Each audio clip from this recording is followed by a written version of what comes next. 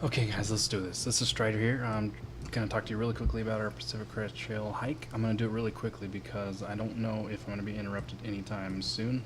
We had to plan this remotely, so we use this program called Real Time Board. You can go to that website there and check it out if you like. Strider and Gort planning this hike for about 7 months maybe, and we had to do it remotely due to job situations and timelines and whatnot. So we use this, and it's a collaborative tool so that we can, draw on the screen and make edits, and everybody can see it that's in on the board, including our headquarters, which is our parents, believe it or not. Alright, so really quickly, I'm just going to go from left to right. If you're here to see actual gear, you're going to see pictures of the gear. So, I mean, there's tons and tons of gear reviews and whatnot out there, so I'm not too worried about that. You can check out some of the other videos on that. This is just how we did it. I'm out of breath. I've been working hard today. We got a move coming up and a lot of stuff's going on. Some of the stuff they don't talk about for these Pacific Crest Trail hikes is what gets put on hold for those months that you're gone. But that's what we're dealing with, and I've been moving and cleaning and spackling and all kinds of stuff today. So anyway, from left to right here, we had our food breakdown. This isn't our actual food, what we ended up with, but this is how we started out. And we were working toward getting the cheapest possible food. So as you can see, we have ramen, which is great. It's high in calories, and it's really cheap. So definitely gonna have that along with us. We may have some of these cracker type stuff and some other stuff to mix it up, but we haven't quite settled on that. We might change it some more here. We also have our pack setups here. I have a few more things I'm going to add to it, and I'm not going to go too into depth into each piece of the gear because, like I said, there's tons of reviews on this stuff. So if you really want to see each piece, you can do that. It's not a problem. But I did go with the Osprey pack. I've tried it out a couple times. Really like it. Really nice. It's not the lightest pack possible, but it is the most utilitarian, I think, from what I've seen. It's not just a regular, super lightweight bag with no other pouches or anything. It's really, everything's really well thought out, and I really like it. I got a knife here, a jet boil. I've never used one. We'll try it out. Trek poles. These are Lucky Trek poles. I never really used Trek poles until recently. It's going to take some getting used to, but everything I've heard about them is good. It's going to save some joints, which I'm getting up there. It might be something I need to worry about. Here's our tent and our sleeping bags. Like I said, I don't remember the names on this stuff, but I mean, rei.com is where I got this stuff. Obviously, it's an MSR right there. A mummy pack. I really wanted to get a rectangular pack because I'm not too keen on the whole the feet being trapped down here situation, but they tended to be the warmest and the cheapest. This is what backpackers use apparently, because there's no super lightweight option that's rectangular. I've got my Sony down here. It's a tiny camera, which I'm going to be using with this stick pick here. It's not actually got some gear. The one I have, it's a stick pick, but we put that on the end of the trek pole here and record yourself, selfie stick type thing. Lighter for lighting things, which obviously we can't do too much of in the Southern California area because it's super duper closed and burnt. Regular old lensatic compass here. I doubt I'll use it, but I just can't foresee going on any kind of hike without a compass, so I brought it. I got these little mini towels, flint and tinder. Again, one of those things that you probably don't need, but it's one of those things you're gonna really wish you had if you don't, if your matches or your lighter stops working or something like that. I have Z-Pack's toothbrush here, super light, super small. Titanium spoon. I didn't need to get to titanium spoon, and if you're looking into gear for 2017, there's no need to get the titanium spoon. There's an REI spoon that costs about $1.50 or something like that. That's longer than this one, and it's not quite as durable, but that's not necessary. That REI spoon will be just fine. Leatherman Micro. It's a really tiny Leatherman deal. Sawyer water filter. I'm going to carry a few of these smart water bottles. A lot of people are doing that because they're narrow, pretty tough. Let's see what else I got. Oops, I accidentally drug something around here. Yeah, undo that. A beanie. I got a light here, headlamp. We might be doing some morning hikes, so we'll do that. Bandana. I went on a hike little while ago, and it was pretty handy to keep sweat out of your eyes and whatnot.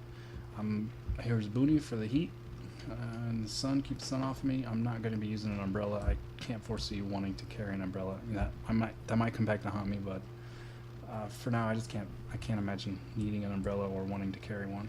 Head net, I probably won't have that at first. That's for in the northern areas for mosquitoes and whatnot. Frog togs, they're not. I'm not too sure about these. We'll find out. They seem kind of different from other rain gear I've had, but I mean they'll probably do the trick. I've never used most of this gear, so this will be a pioneer journey for it. Columbia Ridge shirt. Lots of people use that along with the pants that detach so they can become shorts. I got some gloves and some darn tough socks. Everybody's got those. They're all the rage. And what is it? New. I can't think of the word. These are new. I'm wearing them on my feet and I can't think of the word. But I got some super lightweight shoes. Here's our bear canisters. And then some of the other stuff that Gort's got. He's got the same tent, same pack, different color. You know, he's got the spoon. He's actually got a spork here. He's bringing an army canteen type deal. Knives and Gerbers. The solar panel, which is actually going to do all of our charging for us. It charges USB as well as a battery pack. He's got some Trek poles. He's got some ninja suit type deal. Under armor type. What you may call it. Keep you warm. Another layer. He's got a water system here that you'll hang and it'll filter during the day. This is actually going to be his stove. He's going to be using denatured alcohol when feasible, and that'll be his stove. We got some, obviously got to have some paracord or some type of deal for bear bags, and you know, you never can tell what you're going to need there. Darn tough socks, and got some shoes, same type of pants. Excuse me. Some gloves here. He's bringing a belt for some reason. What he mentioned to me was that he might need it for a tourniquet. I don't know what's going on out there, but I hope we don't need that. He's got a marmot jacket here. He's got this combat shirt type deal, which I might bring one of those as well. He's got his GoPro and his phone, a light, same type of hat, you know, and he's got this baklava deal here. And again, I apologize for going really fast. It's really late, and I'm just trying to, you know, put one of these videos out before I lose internet in a day or two. We're bringing a standard issue line control kit. It's not real. It's something my parents are really concerned about mountain lions, so he threw that on there as kind of a joke. User operator. Yeah. If we run into a mountain lion, all we have is these knives here. We're not going to be worried about, you know, carrying a gun, because holy crap, the laws on the trail. Carrying a gun across state lines and all that, it would be ridiculous. So here we have half miles notes, and you know, you could go through each of these page by page with the real-time board. The entire trek here. We have trail conditions and closures that we got from the website, and we've got them pinpointed here on the trail. As you can see, they're all Southern California because of the fires. Elevation profiles, if we were really interested, we could check out any section of the trail. We copied those in here. Here's our resupply packages. Oops, I drug it around again. Let me lock that. These are basically per day items, and then we have our headquarters people multiplying that based on our trek distance that particular day. Per box items, you know, some bonus stuff. We got a calendar here with these draggable checkpoints. These aren't specific dates. This is kind of just thrown on here to test it out. But they will be able to take these checkpoints and, you know, move them around based on where we report in and what timeline we report in at. Here's our checkpoints here. Each one of these checkpoints is basically a setup for this trek here. So you've got at Campo, checkpoint 1. This supply point, whether it's mail or a purchase point or whatever, is preparing us for this trek. So this whole line is, you know, one trek, as it were. So you know, then we've got the mile markers along the way. We have, for our trek, we have 27 checkpoints. That's going to change because of the closures, and you never know what's going to happen. So it's good to have an itinerary, I think, but not too rigid of an itinerary. These are some of the questions that our headquarters people had.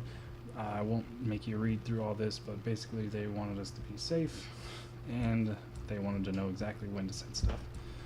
We had our little links here that we used, real-time snow data, which was big this year for finding out, you know, if we're gonna need ice axes and all kinds of crazy stuff this year. I doubt we're gonna need that.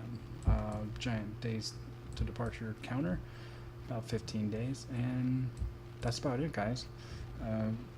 Again, that's a quick summary of what took 6 or 7 months to plan out, basically because we were lazy with our planning.